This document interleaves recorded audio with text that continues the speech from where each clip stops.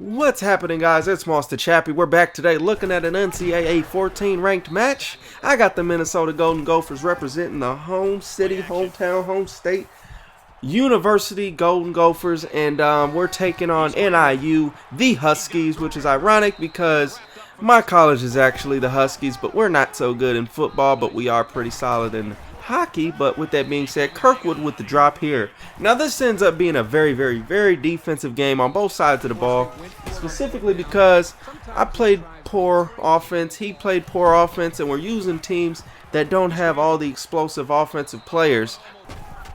So that can really create for an equation to create a very defensive match. Now whose defense is going to be better, we will find out. But right here, he hikes it, but his guy's out of position, so it turns into an auto QB draw, and we're able to give you them cookies. Take them cookies and take them back to the crib. Get a quick score on the defensive side of the ball. Look at Wells taking it into the end zone. That may have been the ugliest touchdown celebration I've seen for a defensive player in a while, but hey, it is what it is. But with that being said, man, it's kind of nice playing with teams that aren't, the Oregon Ducks, Alabamas, Virginia Techs, Miamis, those teams, just because it gives you a nice different feel. As we get to pick with Mr. Wilson, and he gone. Let's go. That's 2 defensive touchdowns in a row. But as I was saying, man, it's real nice to just mix it up, not using those elite teams sometimes. So if you get into a ranked match and you see that your opponent will actually match up with you, rating-wise or skill-wise for 2 teams that you feel are pretty close, then it's usually fun to play it out because you could get a more defensive match. There'll be more drop passes, be more drop picks as well, as Wilson gets another interception, but there will be a lot more drop passes, your fumbles, just player mistakes, bad passes, those types of things that do happen in real life with these lower rated players. And right here, I'm not even sure how he held on to that, but he was able to, and he's able to get in for the touchdown right here on this play. Just takes off with the QB. That's one thing he tended to like to do, was just take off to the outside with the quarterback. And, hopefully we're able to adapt to that later on and kind of slow that down a bit. Now, we did have some success on the ground, but I definitely would have liked to attack on the ground a little bit more than we did.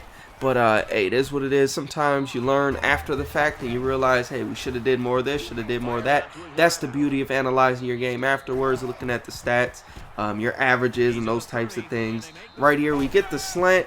And this time we go ahead and force it to that freaking zig route for no reason. Just one of the worst reads of all time for me. But hey, it just happens like that sometimes. But give me them cookies.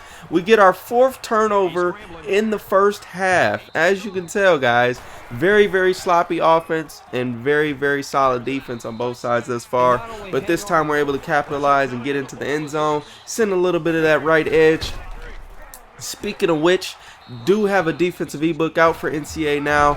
The defensive twist ebook, it is all Gucci, good to go. The videos are done, HD everything, and it's pretty much out of the multiple D playbook, and it's got a lot of good stuff. Everything I run in there, from A gap, not too much A gap, but there is a little bit of A gap in there. Mostly edge heat and B gap heat though, and then we got a lot of good run Ds as well as some max coverages. So definitely something you'll want to check out. Can help you lock up a little bit better in NCAA. Now again, if they do what kind of this guy did, was one thing, he would hurry up and do the reset glitch. That's supposed to be patched pretty quick here, hopefully. Hopefully they patch it. If they don't, that would be very inexcusable. But with that being said, man, if they're not doing that to you, you can definitely get some nice pressure on them, and you can definitely make some nice adjustments.